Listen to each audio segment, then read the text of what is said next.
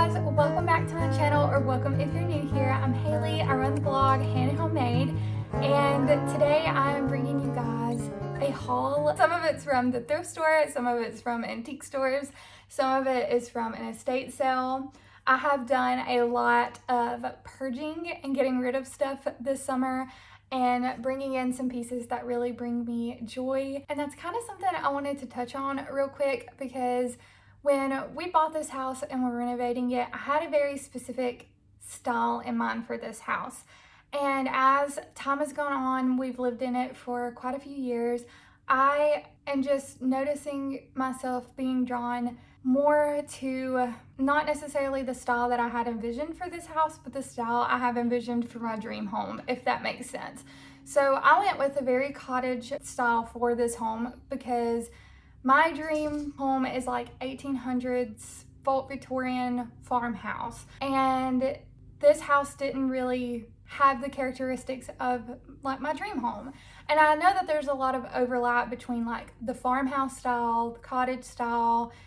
You can be a hodgepodge of it all, which I am, but I was just kind of rigid with myself, if that makes sense, about like decor that I could bring in. Like I can't bring in anything farmhouse because this house is supposed to be cottage. And what I've noticed over time is just I felt like stuff was missing, and I haven't really been excited about some of the decor that I have. So I decided that's silly to put myself in a category, and I've decided to get rid of some of the stuff that I liked, that I think is really pretty but isn't necessarily true to me, and bring in some things that are true to me. And some of this come about because Matthew and I did go on a vacation to celebrate our 5th anniversary, which is coming up in November, and I was looking back on all our wedding photos, and just, even though 5 years has passed and a lot of things have changed over time, and even like we have changed a lot in the last 5 years, I was so true to my style for our wedding. And I look back at it and I love the details that I spent so much time thinking about. I'm a very like detail-oriented person, and I just was so true to myself, and I didn't really let anybody or anything influence me this way or the other. And I think a lot of times, especially with this house, I was being influenced to style things or buy things from the thrift store or the antique store because I saw somebody else do it, and it just wasn't true to me. So with all that being said, I do have some things that I want to share with you guys. I'm gonna start out with the dishware because I got rid of a good bit of my Falstaff Heritage collection. Now, I love the Falstaff Heritage collection. I have the new one that we use for our dinnerware, and I really like the simplicity of the lines and just how clean it is, because I can dress it up or dress it down when I'm setting the table, especially for hosting friends and family. But I just like a more feminine line, more leaning towards the shabby chic. And I also have been wanting to buy some ironstones. So starting out with some of these first pieces, I know some of them aren't true ironstone, but some of them are, and I really like a pretty patina. And what I mean by that is, let me show you this one. This one was $2. You can see kind of the cracking and the glaze. This is a really pretty patinaed ironstone. I don't use these to eat off of, I just use them as decor, but I really like the colors in it. And also, this is what I mean by feminine lines, the soft scripting. It reminds me of lace, and I really like that look. So that is the first platter I got. I paid, I think, $2 for it. This is a Homer Laughlin platter that I picked up at the thrift store. I paid $3 for it, and I know it's not ironstone either, but it does have the pretty lines. And whenever if you guys remember in my fall makeover that we did in our dining room, I do have a couple of them stacked. They look really, really pretty together stacked. Up next, I have this little gravy boat.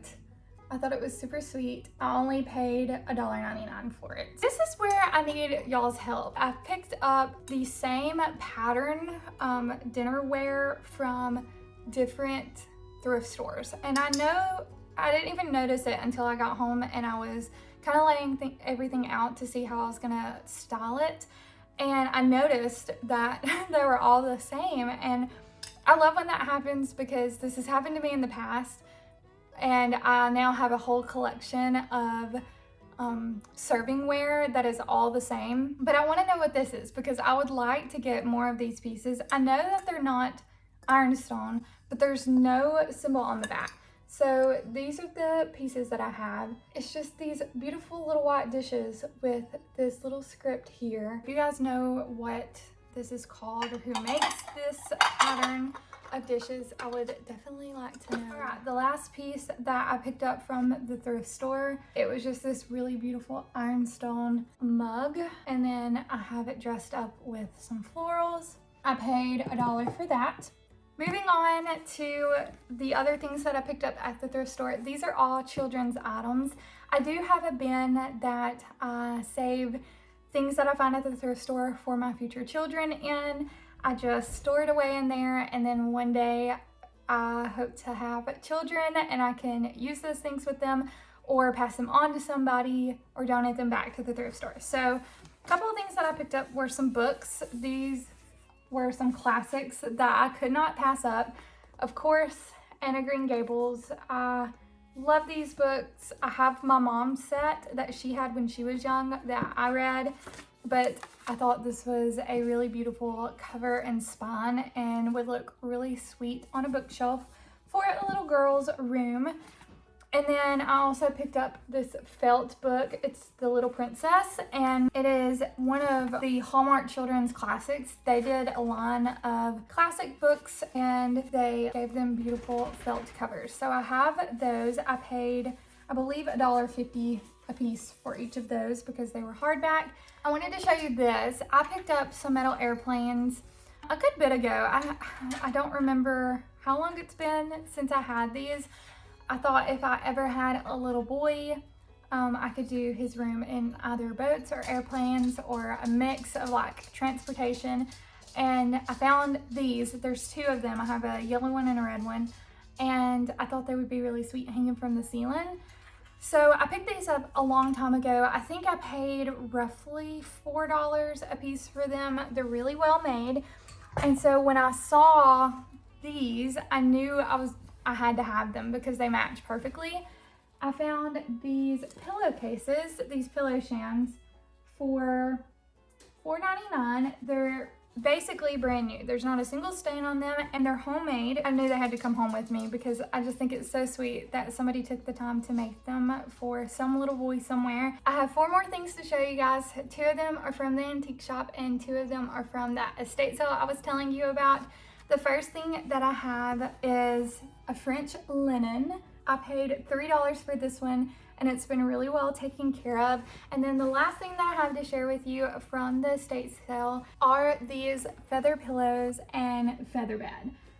So if you're wondering, if you don't know what a feather bed is to begin with, it's a mattress, usually topper, or sometimes it was the mattress itself, but it would go on top of the mattress and then you would sleep on it at night to soften whatever mattress that you did have on your bed. Sometimes you could sleep under it or have it laid at the foot of the bed to cover your feet when you were cold at night.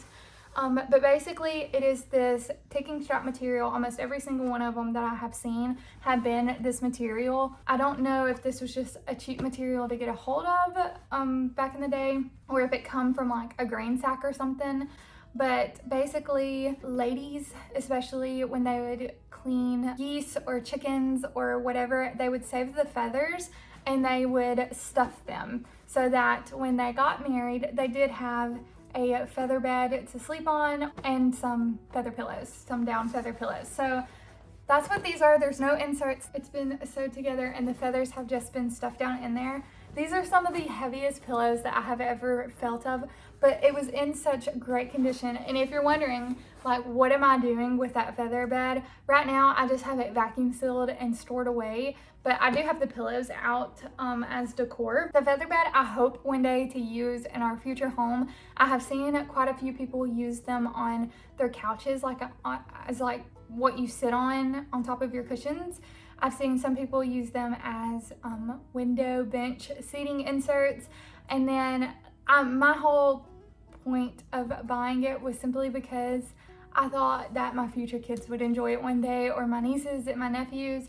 I figured that I would have loved something like that as a child. My great grandmother used to have these cushions that she had sitting along her fireplace, and we would like push them off into the floor and jump on them. I can, envision my kids doing the same thing, but with the feather bed, or taking it out and laying under the stars on it because it is so thick and heavy. But it looks exactly like this. It's the same material and it's absolutely beautiful, and she took such good care of these pillows and of that feather bed. So I paid $25 for it, which is so cheap for what it is and how much they're worth online. They were originally asking $50, but people weren't really interested in it because unless you have somewhere to put it or some reason to buy it, most people don't want it. So I got that for an absolute steal. The last two things that I have to share with you guys are both from the antique store. These two things were the most expensive items that I have bought. This first one I paid $28 for. It is this old wooden mirror. I love the patina on it. The mirror is patinaed. I believe it used to go on a vanity because it does have the two sides, but I had been looking for a skinny wooden mirror to hang in our doorway. I will say I ended up putting this one up here on my Hoosier, and I love the way it looks. So I might have to find another one to go in the doorway because I really like the way I have this styled. The seams are dovetailed together, which also tells me that it's really old, but it's beautiful. And like I said, I paid $28 for it, and I love the way that it looks and the character that it brings and the color brown that it is. I think the patina on it's really lovely. Last but not least, my most favorite item that I've purchased in quite some time. This is a painting, a watercolor painting that has been custom framed in this wood frame. I love every single thing about this, even down to the family plot. I know that might seem morbid to some, like why would you want a piece of artwork that has like tombstones on it? But I just think it's sweet that like back in the day, you were raised on a farm and you pass it on generation to generation, and you had your own family plot where everybody was buried right there together. I just think that's so sweet, and I love the colors of it. I love the details of it. Like this tree has texture on it. So does this one over here. It has like some sort of medium on it to give it texture. And I just absolutely adore the way that this looks. And I knew it was something that if I passed on this, I would regret it. Also, my mom said she would buy it if I didn't, so I called first dibs. Sorry, Mom, I know she is watching. So yeah, it was painted in 83, I'm assuming 1983, but it's absolutely beautiful. Like I said, it's custom framed. So there's no telling how much time somebody spent working on this, then paying to have it framed, and I only paid $38 for it. So that is all that I have for you today. I hope you enjoyed today's video. I've missed filming. I'm glad to be back with you guys. And yeah, I have some exciting things in store. I want to share with you a day in the kitchen and some things that I've done in there. I want to get back into some of my homemaking videos. I have a whole garden update that I need to give you guys. So thank you so much for sticking around and for being here. And if you are new here, please hit that subscribe button down below. Also, leave a comment if you know what kind of pattern that dishware was, or whoever designed that. And let me know what your favorite thing about the haul was, because this is something that I've been collecting. These are things that I've been collecting over time. Like I said, I'm doing some reflecting on what I want in my home and just being really intentional about the things that come in, and making sure everything has a place, and if something comes in, something normally has to go out. So yeah, I'm excited to be back, and I'm so thankful and grateful for you guys for being here. So I will catch you guys in the next one. Bye, friends.